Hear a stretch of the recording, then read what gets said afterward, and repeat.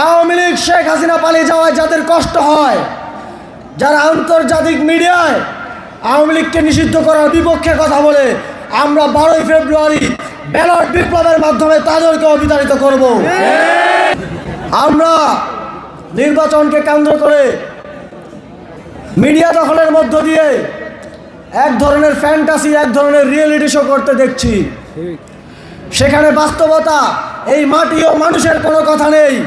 সেখানে আছে বিভিন্ন কার্ডের ভুয়া রাজনীতি, বিভিন্ন অবাস্তব অতিকথন।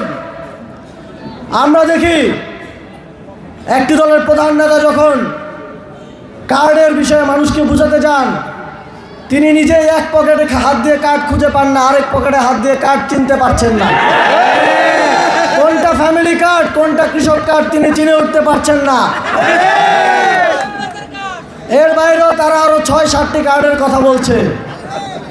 অথচ বাংলাদেশের মেহনতি মানুষ, বাংলাদেশের প্রান্তিক মানুষ এত এত কার্ডের মধ্যে তাদেরকে বিভ্রান্ত করে ভোট ইঞ্জিনিয়ারিং এক ধরনের পরিকল্পনা দেখতে পাচ্ছে।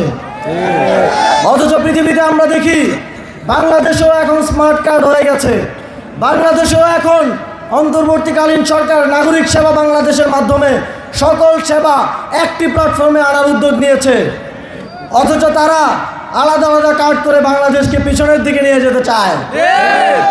আমরা তাদেরকে প্রশ্ন করতে চাই, যখন আপনি নিজেই কোনটা কৃষক কার্ড, কোনটা কোনটা ফ্যামিলি কার্ড পকেটে হাত দিয়ে চিনতে পারছেন না, তখন বাংলাদেশের মানুষ কিভাবে চিনবে?